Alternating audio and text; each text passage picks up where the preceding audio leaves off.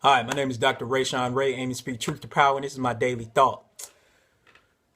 Why are murderers at home while their victims are 6 feet underneath the ground or at a morgue or a funeral home being prepared to be buried? Now, in this case, I'm talking about two specific incidents, but I think we could think about any incident where a person murders someone else and goes free. And so part of the problem is that we're really good at naming the victims, but we're not really good at naming the perpetrators and the murderers. And it's time that we actually start doing that. Now, first we have an incident that happened last year where Officer Michael Slager murdered Walter Scott in cold blood while Walter Scott was running away, was several feet away from him. Officer Slager pulled out his gun and shot Walter Scott several times.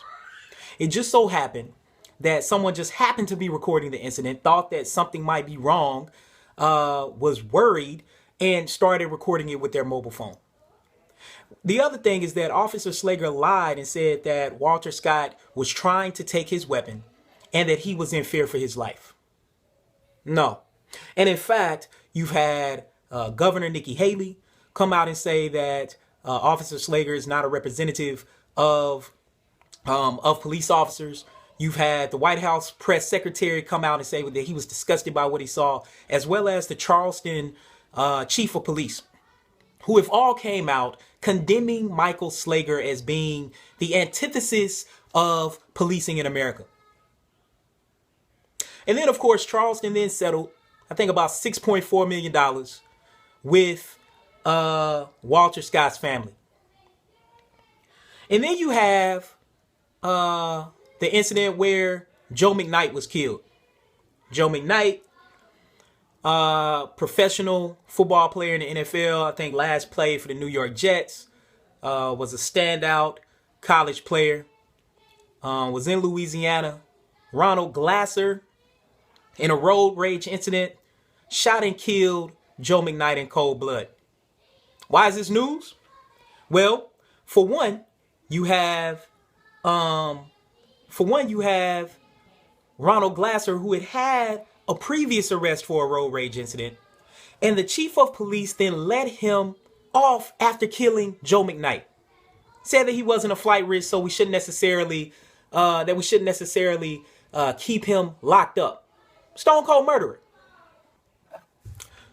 So you have this person who has now been let go after having a previous road rage incident, and now you're letting this person go after they just murdered somebody in cold blood.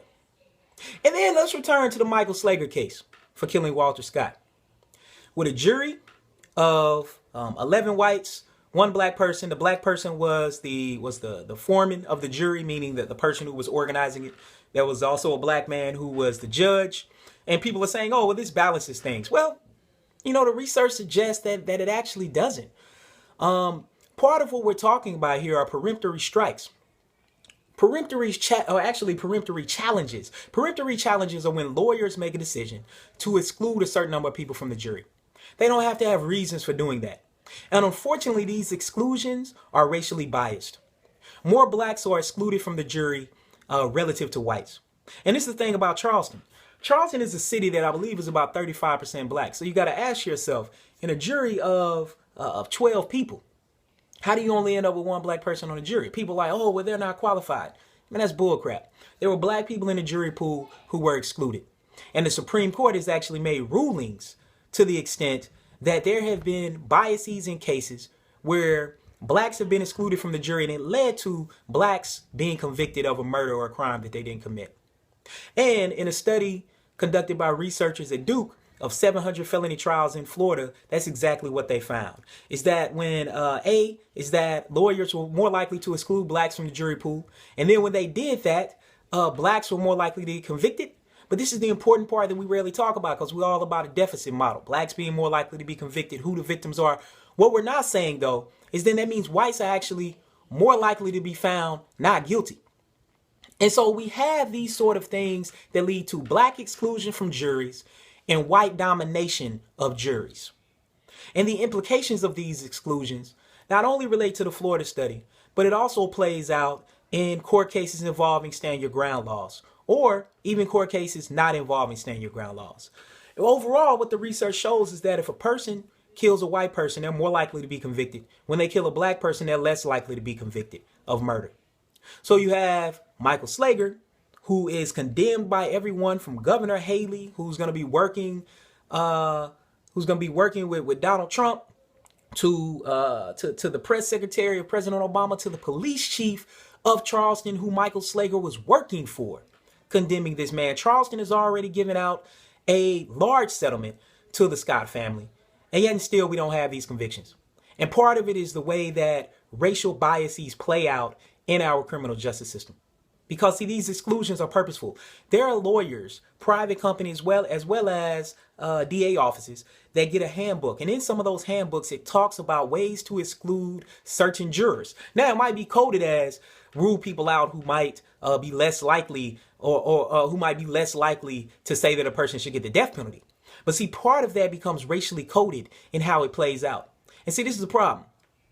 These particular outcomes are fueling views of the criminal justice system. This doesn't have anything to do with Black Lives Matter fueling it. Instead, these particular incidents are highlighting what we already know and what people in certain communities and black and brown communities have already been experiencing. So part of us being surprised at these outcomes and as aggravated as I am and upset as I am, I reflect on it and I think, why should I continue to be upset about this? Because America continues to show us what they think of people who look like me. And part of that means is that our lives simply are not as valuable as others. And part of that means is that while black people aren't necessarily being hung from trees, or brown people aren't necessarily being hung from trees, I think sometimes people forget that Latinos are being hung out west as well. What it does mean, though, is that there are new ways that the system plays out to lead to these particular deleterious outcomes for black and brown people. And one of those are the laws that allow people to use fear as an excuse for killing another person.